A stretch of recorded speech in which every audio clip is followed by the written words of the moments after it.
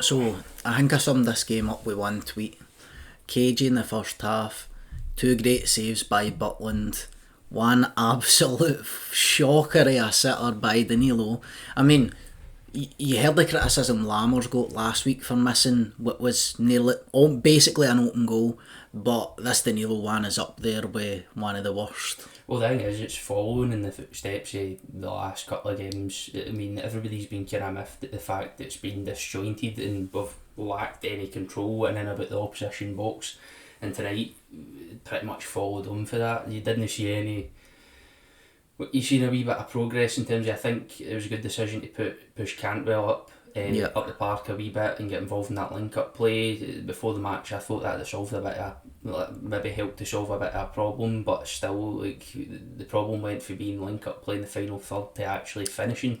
Aye, I think we Cantwell being pushed up and Servette coming out the traps immediately and going at us, I think, with the energy of their crowd and the fact that they had to get a goal. I think kind of our front three were nullified and Cantwell ultimately had to drop deep into that pocket between the offensive third and the middle of the park. But I think he does well in that area regardless. But here's something for you, right? So there was maybe some questions around Butland, and I seen some people at the start of the season going like that McCrory has earned his spot, you know what I mean, he's had a few clean sheets, he's no looked out of place when he's been in goals, but I think the way Jack Butland performed tonight, alright, he shanked a couple at the park, which we were talking about and say that's just par for the course for goalkeepers, but what we loved about Alan McGregor is that when questions were asked of him, big questions, European nights, big games,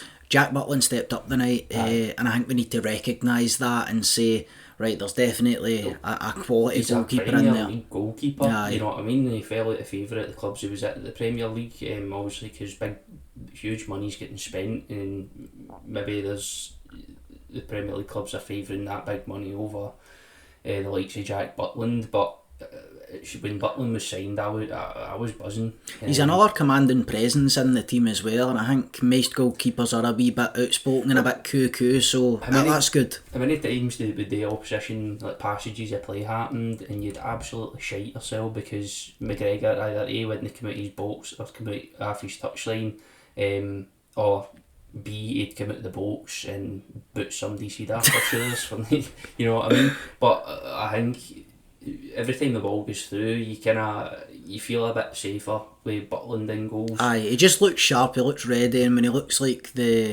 he's going to be called upon, that he's going to step up and be there and perform, and it's always hard for the goalie, especially in a team like Rangers when you dominate possession, and it's going to be 2 or 3 big moments in the game, and are you ready to go and perform in them moments? And I think, talking about performing in big moments, standout player for me tonight is got to be Raskin.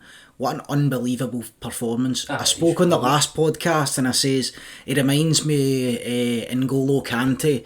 Well, tonight just confirmed that, like, when N'Golo Kante was playing that way he played for like a year or two and was just, the ball was like a magnet to his feet.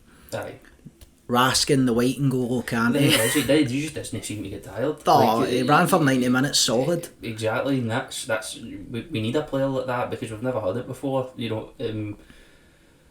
When you've got a player who, especially for a central area in midfield, that's got an unbelievable engine on him, like it works into that balance in the midfield. You know what I mean? You need to have a ball winner. Well, Raskin can win possession, but for me, like Cifuentes is a great ball winner, good at Cantwell as well. I mean, Cantwell's so that's a good ball winner as well. Your determination's there, and the thing is, we've never had that before. So we've lacked in that area for a long time. Usually, you know what I mean? Usually the midfield's always overlooked. We'd be having, last season we'd be having the ball dropping to maybe about 30 minutes into the game with the ball coming to Goldson, who's got to play a long diagonal to Ken.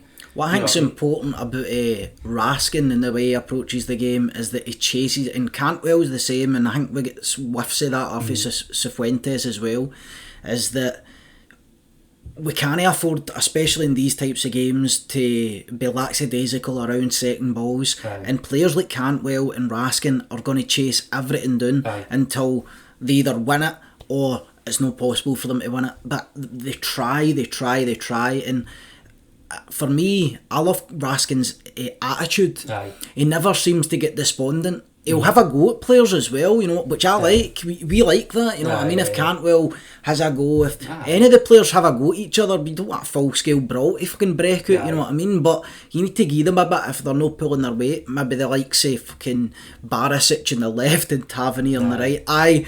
They get us. This is the thing. They get the crucial goal, but fuck me, they put you under a lot of pressure. I mean, Tav and Barisic's first half performance, they pretty much slept for 45 minutes. But as I said on Twitter, I've never had two players with such a roller coaster. Hot and cold, mate.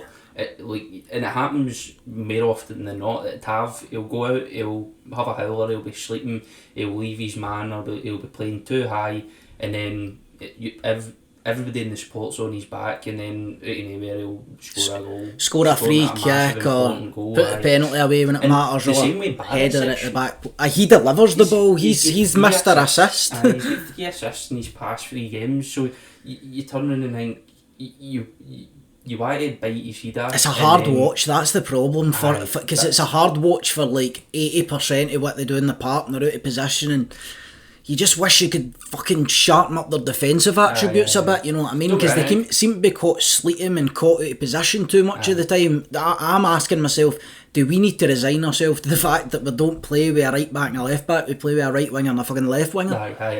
To be honest, it's good as well, we've said it in previous podcasts, but it's great that we're not just relying on the fullbacks to put balls into the box. Again, like I've said again, Cifuentes pointed out the Livy game, some of the balls he's putting into the box, you'd probably prime Barisic puts on a plate for the strikers. That's what I like. It's right into that danger area, about 5-6 yards out for the box. And to be honest, it really annoyed me because we seem to be, we're front two, well at the time it had been Danilo and Sima, they were always 2-3 yards away from it. That's right. You know what I mean? And if we want to be clinical, you need to have at least one player in that danger area at all times waiting on that ball. That instinctual striker, the sort of the Chris Boyd, you know what I mean, goal poacher, the guy who is in that 6-yard box, and if anything comes in, he's just got to pass it into an empty net. I think that will come with time, because obviously the players are still, the strikers especially, are still learning about the likes of Cifuentes and balls coming from wide, or an early knock into the box for the midfield. But it's going to happen sooner rather than later. How many balls does Cifuentes need to put in before you think I'm going to go maybe 6 yards out for the goal? Exactly, but I'll throw this at you and see what you think about it. For me, I'm sitting there, I'm trying to analyse the performance, right, and I'm going, I keep thinking, and there has been a few good individual performances, but the team as a whole, I would say it's nothing to marvel at just yet. No. Do you know what I mean? There was a few passages of play where Butland gets the ball, it goes Tav down the line back, and one touch passing, and we go from back to front rapidly. But see this sort of stagnating play that goes from left to right and back and push. It's fucking horrible to watch. That's where the frustration comes from, but because they can do it. You see elements of play where you're like, that's brilliant. As if they're playing against an 11 in the training park, you know? It goes from being, that passage you play was brilliant, to, I wish that passage you play came off. I wish it happened, I wish it made sense. Or I wish they would do it more. Like, it's there to be done more, and I think it's what it requires is a wee bit of bravery for the players. See this pass where we get it to the fullback, like, I've said it for donkeys, and people will come at me for this, but I think it's overrated to go so wide. If you look at the amount of space that our midfielders had in the park, in the centre of the park at times in this game, be brave, get the ball into them. And then it's up to Cantwell, it's up to Raskin, it's up to Cifuentes to be brave, take the ball, you see Messi doing it all the time, and I know it's fucking messy, right, but he'll drop into the hole, see before the ball comes to him, he's scanning, is there a player running about me? That's what we need for our midfielders, and a wee brave pass into them as well. There were a couple of times that Cantwell got the ball in the middle of the park and he committed one of the centre backs. When you commit one of the centre backs, I mean, obviously you're going to have Raskin support, you've got to have Jack support. When you commit one of the centre backs, it opens up so many options, because you could either take the player on and then you're through on goal, or you can play a pass to one of the other midfielders, either Jack or Fuentes, or even if Barisic or Tav like cut inside, like you've got so many options there. But a lot of the time I feel like when we were trying to play that one touch passing, I feel like sometimes thinking like just hold on to the ball and drive at a player, like come at a defender, and it did. Like there was times where that happened throughout the game. But I think our midfielders are better at that. A lot more. Our midfielders are better at that at the moment. Like say your Raskins and Cantwell, I keep coming back to them because they are the two standout players. You know what I mean? But the ball does need to stick when it hits the likes of Seema. Wasn't great tonight, to be honest. Pretty non-existent on the park. He looked a bit nervous to take folk on. Danilo even, you know what I mean? Danilo, he misses that big sitter. What's that going to do for his confidence moving forward? He looked pretty gassed as well when he got took off, tired. Don't know if it was the heat, don't know if he's just maybe not 100% fit at the moment. But when they balls get into strikers, they need to stick. So I think a summary of the performance was, it certainly wasn't impressive, but we got the job done. We're into the next round. We're going to need to up our game majorly if we're wanting to qualify for the group stages, because PSV are no mugs. It's going to be a tough task. But look, we can turn it on in Europe. We haven't really done it over these 2 legs, but we're fresh into this season. We've found a way to make it happen. Look, we've done the job. So. We've done the job. We're through to the next round. Now it's time to take on PSV. So if you like these short form match reactions, then like, subscribe, let us know in the comments if you agree or disagree with anything we've said. Also, if you want to join the discussion over on X, then go for it. We'd love to hear from you. See you next time.